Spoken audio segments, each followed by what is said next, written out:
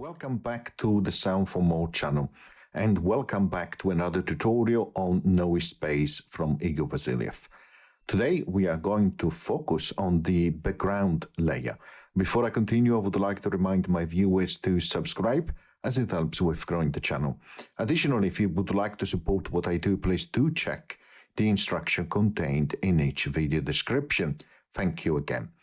Okay, so we're inside NoiseSpace and we have the init preset here loaded. Now we know that if we increase the level here, you start to hear sound or noise. Now let's configure these to run as a sequencer, as I demonstrated in the previous tutorial, like so. And please do reference a previous tutorial if you don't remember. So now you hear that noise which is happening when the sequencer is step number 1, because it's set here to sequencer 1. Now let's go inside the main here, and we are focused on how to change the different parameters here and also the gate as well. But we have not covered the background layer yet. First of all, you can increase the level here.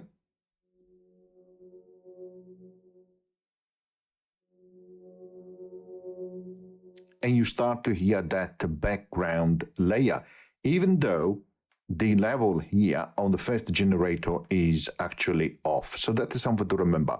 Okay. And just even more than that, if I set this on,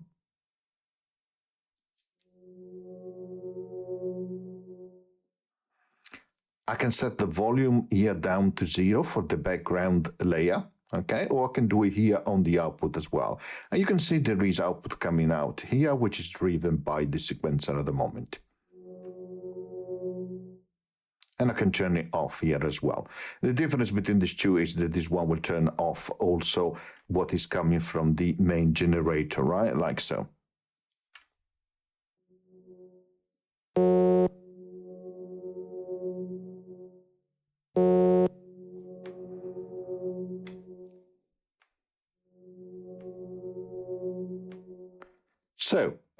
So we can have an independent level now for the background layer, which is great. As you can hear, it is triggered at the moment by the option trigger here, okay? As it is for the main output, you can change that to go based on the gate, which we have seen option here already in the previous tutorial, or you can have it always on.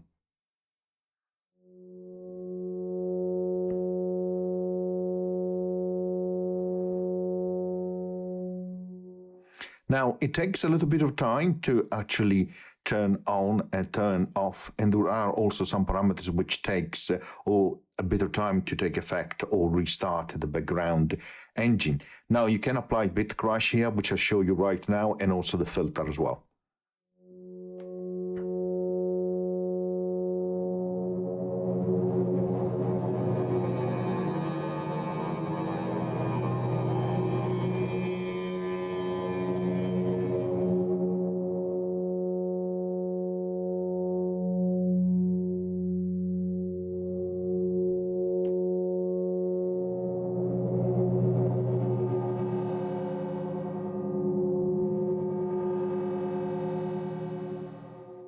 Okay, next, what you can also do, you can apply some modulation. At the moment it's set to background, and in terms of modulation, you can change the depth here, okay, and then the rate here.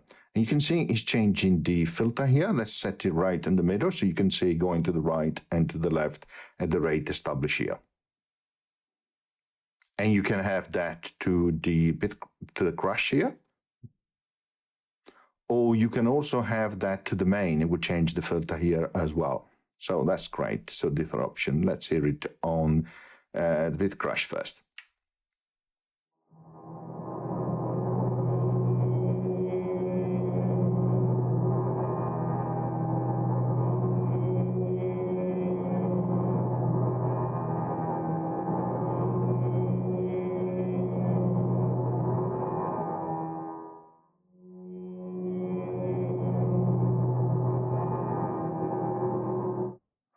Okay, what I want also to show you is that under here you have additional controls for the background layer.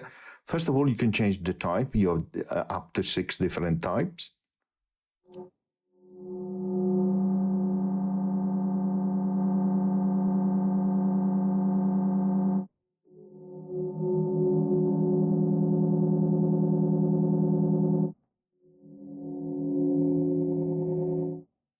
When you make the changes, it stops and restarts, but that's okay. You can change the density, of course, of that background sound.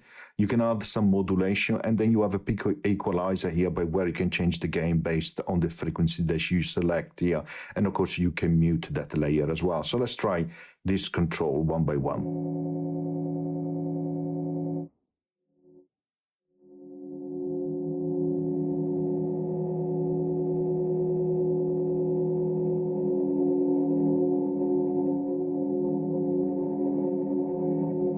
So you should hear that difference when I add the modulation, right? So it adds that movement, right?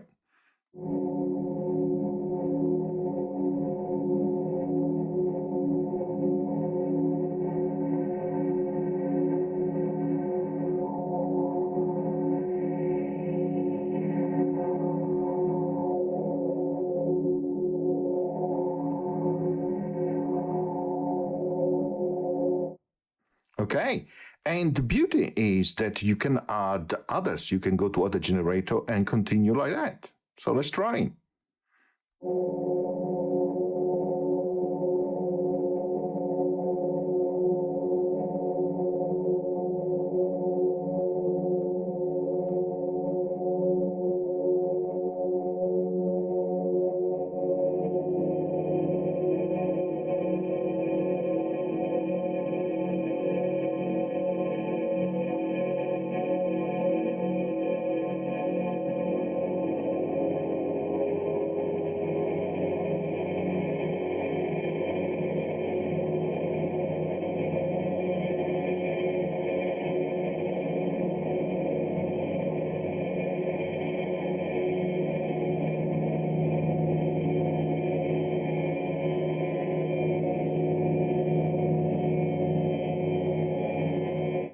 So in this way, you can create really complex background layers or background sound.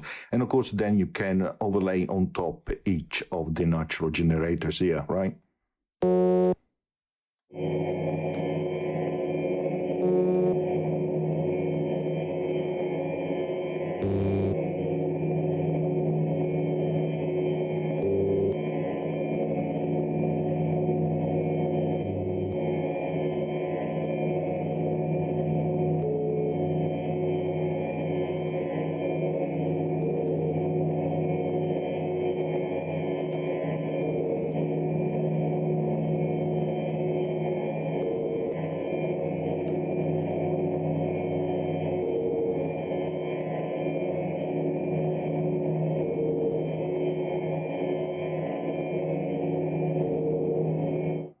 Okay, remember here on the main output, you have level, you have diffusion like early reflection, similar to a reverb, you have a low pass filter, and then you have another peak equalizer by where you can also change the bandwidth to narrow, middle, and wide.